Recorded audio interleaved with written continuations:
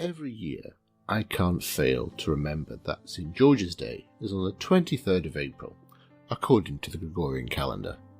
I have to say that this is due to it holding a greater significance to me, as it is my daughter's birthday. She has lived, and will continue to live, knowing that people will often associate her birthday with the death of St. George. However, which George is this? A very quick search will turn up at least 12 St. Georges with varying levels of significance. But if you are anything like me, and you read the kind of books I do, you would know there is more Georges than that. While reading The History of the Devil by Paul Carus, first published in 1900, I noticed an unusual entry, but to be fair, a lot of the material in the book is a little outdated. Carus discusses a figure known as George of Cappadocia, who may have been the basis for the legendary figure and patron saint. That led me to think, what is the difference between the traditional character of St. George, George of Lydda, and this George of Cappadocia? Well, it turns out I have the perfect place to share this. This is Cogito Ergo Pod. I am your host Daniel, and in this episode we'll be looking at the two aforementioned Georges of Lydda and Cappadocia, respectively. St. George, who died on the 23rd of April 303, also known as George of Lydda, was a Christian who is venerated as a saint in Christianity. According to tradition, he was a soldier in the Roman army. He was of Cappadocian Greek origin and a member of the Praetorian Guard for the Roman Emperor Diocletian, but was sentenced to death for refusing to recant his Christian faith. He became one of the most venerated saints.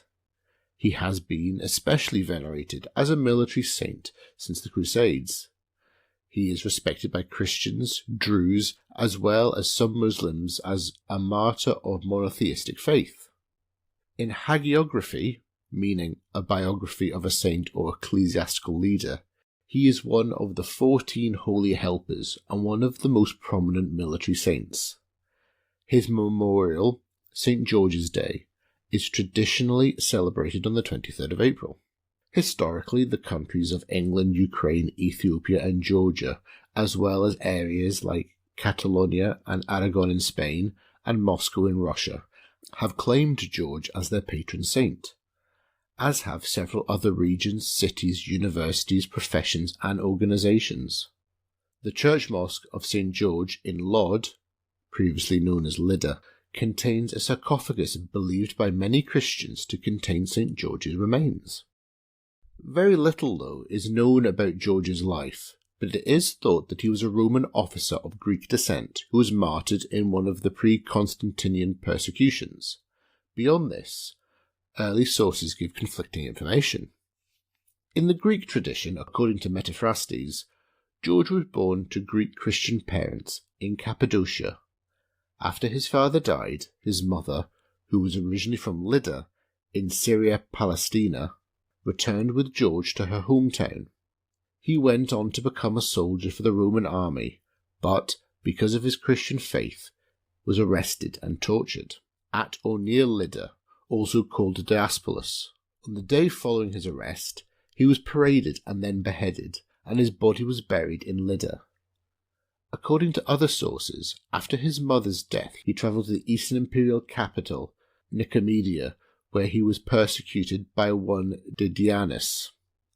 In later versions of the Greek legend, his name is rationalized Diocletian, and George's martyrdom is placed at the Diocletian persecution of AD 303. The setting of Nicomedia is also secondary and inconsistent with the earlier cults of the saint being located at Diaspolus. George was executed by decapitation on the 23rd of April 303 CE. A witness of his suffering convinced Empress Alexandra of Rome to become a Christian as well, so she joined George in martyrdom. His body was buried in Lydda, where Christians soon came to honour him as a martyr. The Latin Passio Sancti Georgi, from the 6th century, follows a general course of Greek legend, but Diocletian here becomes Dacian, emperor of the Persians. His martyrdom was greatly extended to more than 20 separate tortures over the course of 7 years. Over the course of his martyrdom, 40,900 pagans were converted to Christianity, including the Empress Alexandra. When George finally died, the wicked Dacian was carried away in a whirlwind of fire.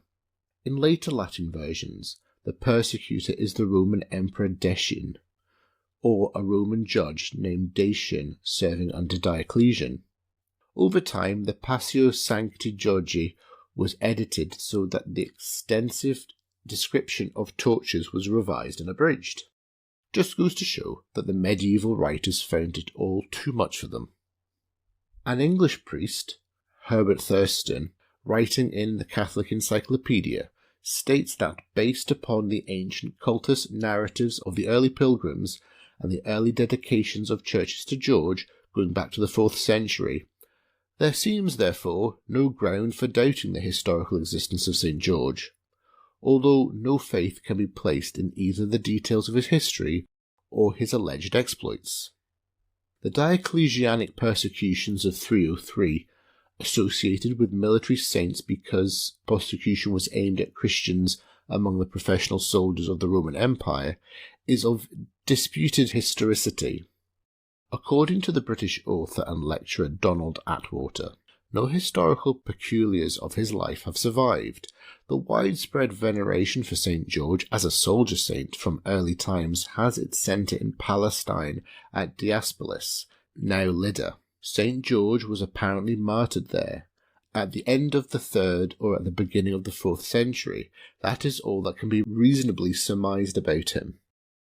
It's all good and well speculating about who St. George is, but what about the legend that he is most famous for? The earliest known record of the legend of St. George and the dragon occurs in the 11th century, in a Georgian source. It reached Western Christian tradition, still in the 12th century via the Crusades. The Knights of the First Crusade believed that St. George, along with his fellow soldier saints Demetrian, Maurice, Theodore, and Mercurius, had fought alongside them at Antioch and Jerusalem. The legend was popularized in Western tradition in the 13th century based on its Latin versions in Speculum Historiale and the Golden Legend.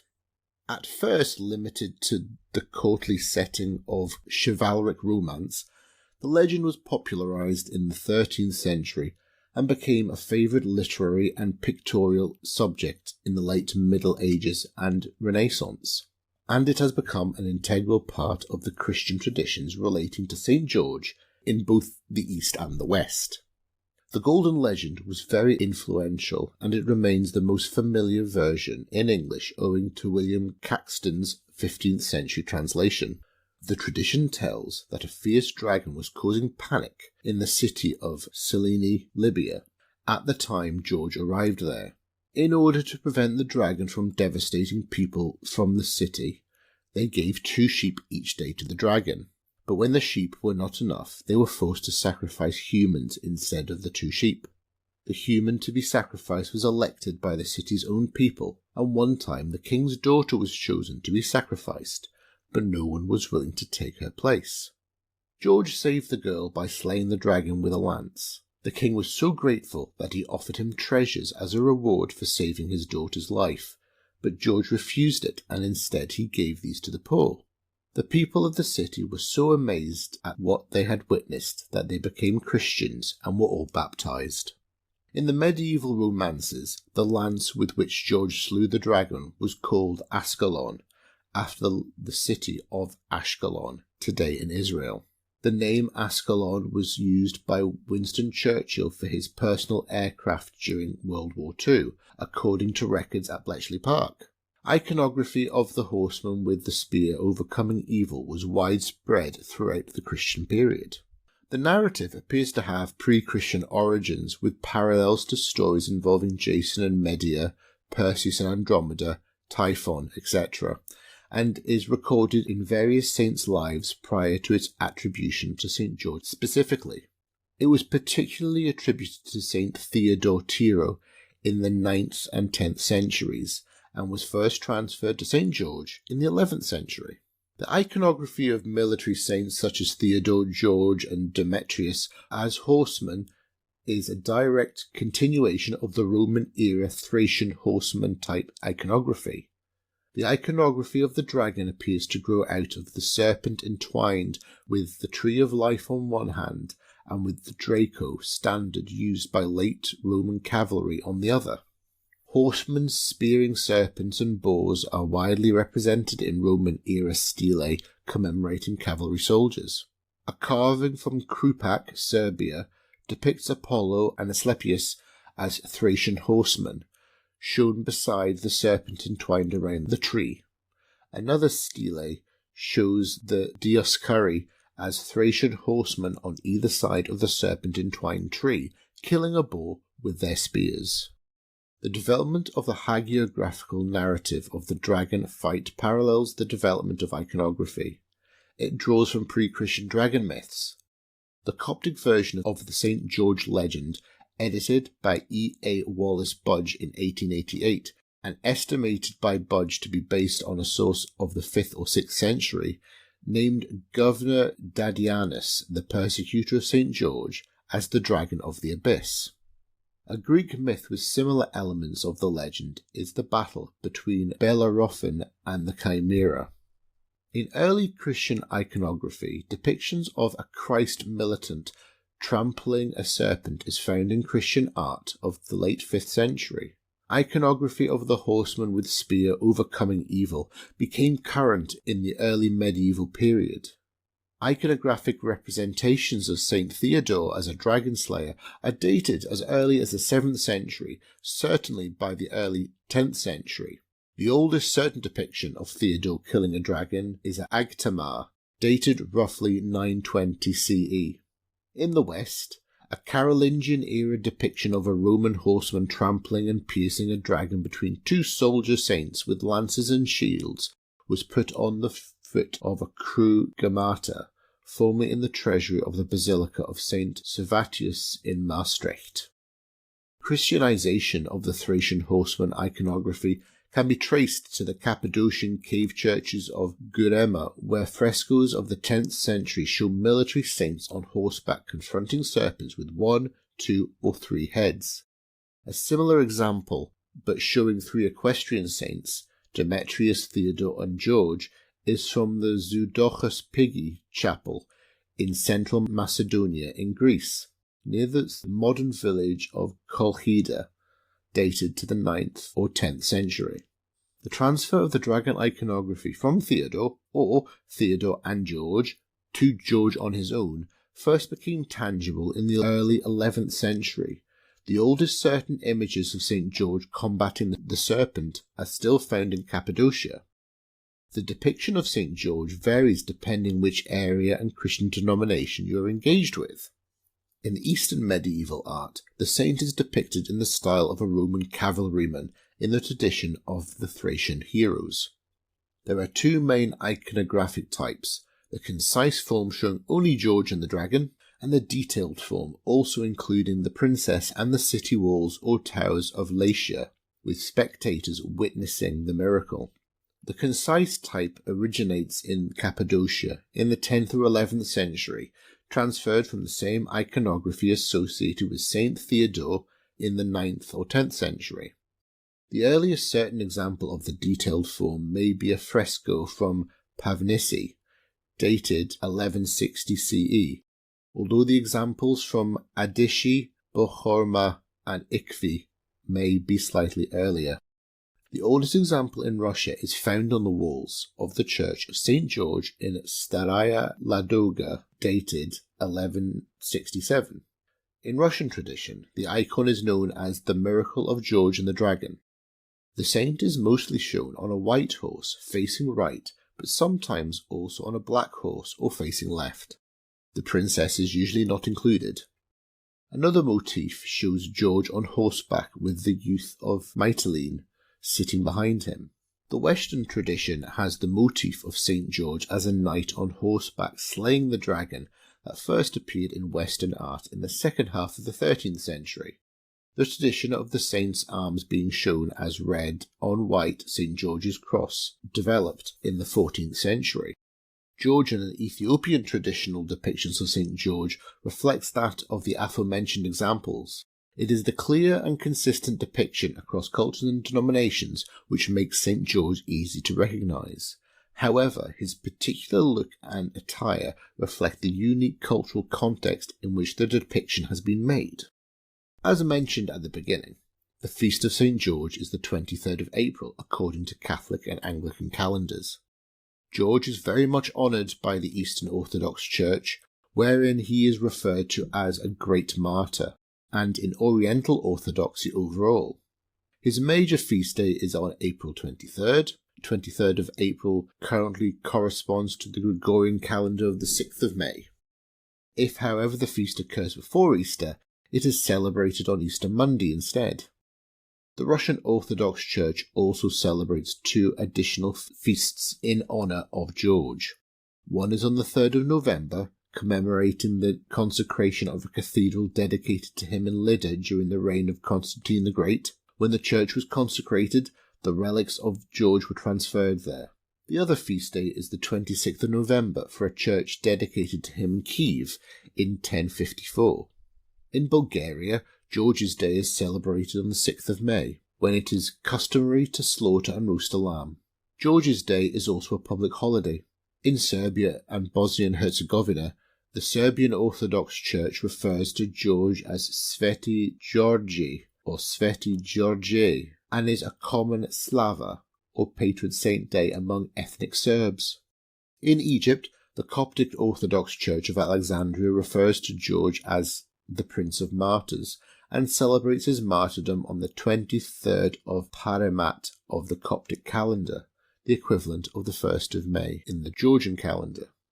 The Copts also celebrate the consecration of the first church dedicated to him on the 7th of the month of Hatur of the Coptic calendar, usually equivalent to our 17th of November. In India, the Syro-Malabar Catholic Church, one of the Oriental Catholic Churches, Eastern Catholic Churches, and the Malankara Orthodox Church venerate George.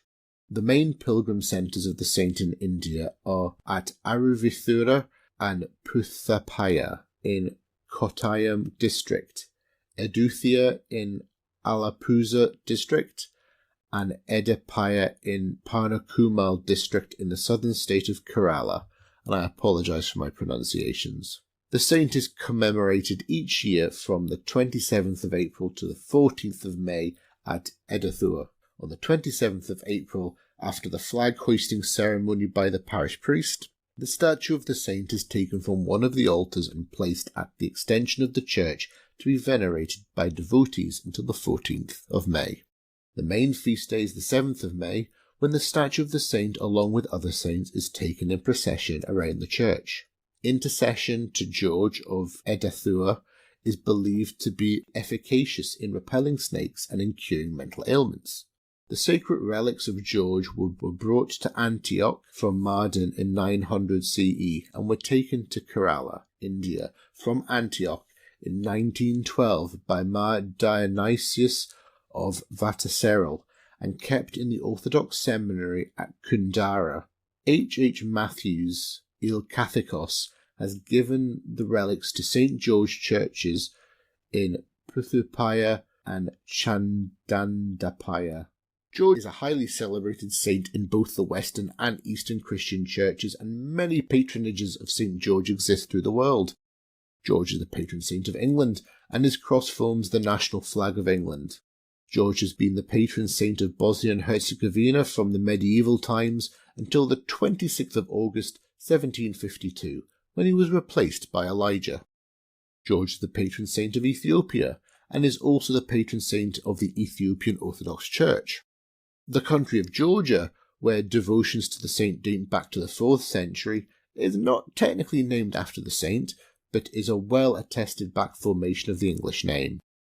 However, many towns and cities around the world are. George is one of the patron saints of Georgia. Exactly 365 Orthodox churches in Georgia are named after George according to the number of days in the year. According to legend, George was cut into 365 pieces after he fell in battle, and every single piece was spread throughout the entire country. George is also one of the patron saints of the Mediterranean island of Malta. In a battle between the Maltese and the Moors, George was alleged to have been seen with St. Paul and St. Agatha protecting the Maltese. George is also the protector of the island of Gozo and the patron of Gozo's largest city, Victoria. The St. George's Basilica in Victoria is dedicated to him. Devotions to George in Portugal date back to the 12th century. Nuno Alvares Pereira attributed the victory of the Portuguese at the Battle of Aljubarrota in 1385 to George. During the reign of John I of Portugal, 1357 to 1433, St. George became the patron saint of Portugal, and the king ordered that the saint's image on the horse be carried in the Corpus Christi procession. The flag of George, white with a red cross, was also carried by the Portuguese troops and hoisted in the fortresses during the 15th century. Portugal and St. George became the battle cry of the Portuguese troops, being still today the battle cry of the Portuguese army, with simply St. George being the battle cry of the Portuguese navy. Devotions to St. George in Brazil were influenced by the Portuguese colonization. George is the unofficial patron saint of the city of São Jorge dos Ilhéus. Additionally, George is a patron saint of the Scouts and of the cavalry in the Brazilian army. In May 2019, he was made officially as the patron saint of the state of Rio de Janeiro, next to Saint Sebastian. George is also revered in several Afro-Brazilian religions, such as Umbanda. However, the connection of George with the moon is purely Brazilian, with a strong influence of African culture, and in no way relates to the European saint. Tradition says that the spots on the moon's surface represent the miraculous saint, his horse, and his sword slaying the dragon, and ready to defend those who seek his help. George is also the patron saint of the region of Aragon in Spain, where his feast day is celebrated on the 23rd of April and is known as Aragon Day. He became the patron saint of the former Kingdom of Aragon and the Crown of Aragon when King Pedro I of Aragon won the Battle of Alcoraz in 1096. Legend has it that victory eventually fell to the Christian armies when George appeared to them on the battlefield, helping them secure the reconquest of the city of Huesca, which had been under the Muslim control of the Taifa of Zaragoza. The battle, which had begun 2 years earlier in 1094, was long and arduous, and had also taken the life of King Pedro's own father, King Sanchez Ramirez. With the Aragonese spirits flagging, it is said that George descended from heaven on his charger, and bearing a dark red cross, appeared at the head of the Christian cavalry leading the knights into battle. Interpreting this as a sign of protection from God, the Christian militia returned emboldened to the battlefield. More energized than ever, convinced theirs was the banner of the one true faith. Defeated, the Moors rapidly abandoned the battlefield. After 2 years being locked down under siege, Huesca was liberated, and King Pedro made his triumphal entry into the city. To celebrate this victory, the Cross of St. George was adopted as the personal coat of arms of Huesca and Aragon in honour of their saviour. After the taking of Huesca, King Pedro aided the military leader and nobleman Rodrigo Diaz da Viva, otherwise known as El Cid, with a coalition army from Aragon in the long reconquest of the Kingdom of Valencia. In Valencia, Catalonia, the Balearics, Malta, Sicily and Sardinia, the origins of the veneration of St. George go back to their shared history as territories under the Crown of Aragon, thereby sharing the same legend. George of Lida, despite having his life shrouded in mystery and being solely associated with a clear legend, is one of the best-known saints around the world. His association with places and people globally highlights the esteem in which he was held. His place as a warrior saint has brought strength and courage to many armies for the last 1,000 years. George's status as a saint and worthy of veneration within multiple Christian denominations goes to show how highly he is regarded, and that he was as orthodox as they come. This leads us nicely onto the next George, George of Cappadocia, and we shall see how different he is compared to George of Lydda. George of Cappadocia was born, according to the Roman soldier and historian Ammianus Marcellinus, at Epithania in Cilicia. If this is the case, then George must have been Cappadocian only by descent. Gregory Nazianzen describes him as not purely freeborn and as unlearned, but he undoubtedly collected a library which was judged to be very large and ample, richly stored with philosophical, rhetorical, and historical authors, and with various works of Galilean or Christian theology. In February 356, Athanasius of Alexandria went into exile for the third time, don't ask, and left the position as Archbishop of Alexandria. Athanasius heard that George was to be introduced into his throne, as Gregory had been 16 years previously. Again, don't ask. George arrived in Alexandria escorted by soldiers during Lent 356. His installation was a signal for new inflictions on Alexandrian church people. After Easter week, says Athanasius, virgins were imprisoned, bishops led away in chains, and on the first Sunday evening after Pentecost, a number of people who had met for prayer in a secluded place were cruelly maltreated by the commander, Sebastian, a pitiless Manichaean, for refusing to communicate with George. Oh, those Manichaeans. George managed to keep the confidence of Emperor Constantius, who congratulated the Alexandrians on having abandoned such grovelling teachers as Athanasius and entrusted their heavenward aspirations to the guidance of the most venerable George. He stood well with Constantius, who was guided theologically by the Achaeans, and it was easy for the Pope of Alexandria to embitter his sovereign against the Alexandrian community, to name several of its members as disobedient subjects, and to suggest that its grand public buildings ought by rights to pay tax to the treasury. He showed himself to be a key man of business, buying up the Nitro Works, the marshes of Papyrus and Reed, and the Salt Lakes. He manifested his anti-pagan zeal by arbitrary acts and in insulting speeches, procuring the banishment of Zeno, a prominent pagan physician, preventing the pagans from offering sacrifices and celebrating their national feasts, and was much given to the destruction of idols, with an armed force into the temple of Serapis at Alexandria, which was forthwith stripped of images, votive offerings, and ornaments. On the 29th of August, 358, the people broke into the church of St. Dionysius, where George was then residing, and the soldiers rescued him from their hands with difficulty and after hard fighting. On the 2nd of October he was obliged to leave the city, and the Athanasians occupied the churches from the 11th of October to the 21st of December, when they were again ejected. George probably returned soon after. The news of Julian the Apostate's ascension arrived at Alexandria on the 30th of November 361. George was at the height of his pride and power when he had persecuted and mocked the pagans. The shout arose, "Away with George!" and in a moment they threw him into prison with the master of the mint, who had overthrown a pagan altar which he found standing there. The captives were kept in irons until the morning of the 24th of December. Then the pagan mob again assembled, dragged them forth with horrible shouts of triumph, and kicked them to death. They flung the mangled body of George on a camel, which they led through every part of the city, and eventually burned the remains on the shore, casting the ashes into the sea. Now, the question is, why would we consider this George to be the St. George we all know?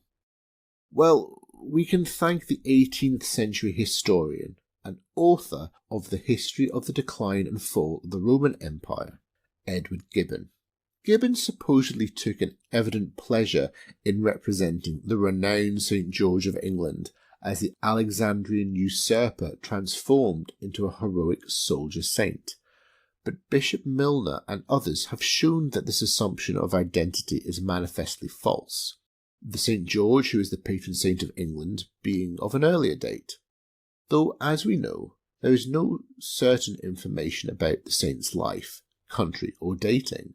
Gibbons makes his claims in his seminal work aforementioned at the time when the academic field we know of as religious studies was very much in its infancy. Even at the time of Paul Caddis's work mentioned in the introduction, the academia disputing Gibbons' claims did not yet exist. We can therefore excuse Caddis for relying upon experts who came before. As for the reasons why Athanasius was exiled as many times as he was, and the role of something called Arianism in the whole thing, well, that's for another day. So there we have it, folks. A mystery of St. George I was only aware of thanks to my unhealthy obsession with reading books about religion and the devil. It's fair to say that I have learnt a lot just by going down this certain rabbit hole. We have also put Lydda and Cappadocia back on the map. It is interesting how Gibbon wanted to rehabilitate a divisive former Archbishop of Alexandria by inserting him into the role of another early Christian figure with a far better public image. We know so much more about George of Cappadocia, where the legends and tales surrounding George of Lydda are really all we have to work with. Perhaps this is the advantage that the latter has over the former. We know so little that any imperfections in St. George's character is simply lost to history. He could have been a heretical bampot, but we will never know. I'd like to thank you all for listening. If you've enjoyed this episode, please leave a 5-star review on whichever podcast platform you use. Click the download button and follow the podcast. In doing so, you'll be first to know when future episodes are available for you to suffer through. Each episode is also available on YouTube on our channel. If you'd like to follow, like and listen there, simply go onto YouTube and search Cogito Ergo Pod. Our Instagram page, Cogito_Ergo_pod, is updated when new episodes are available as well. And we have our Facebook page. Simply go onto Facebook and search Cogito Ergo Pod. So for now, thank you for listening, and I'm sure I shall speak to you again soon.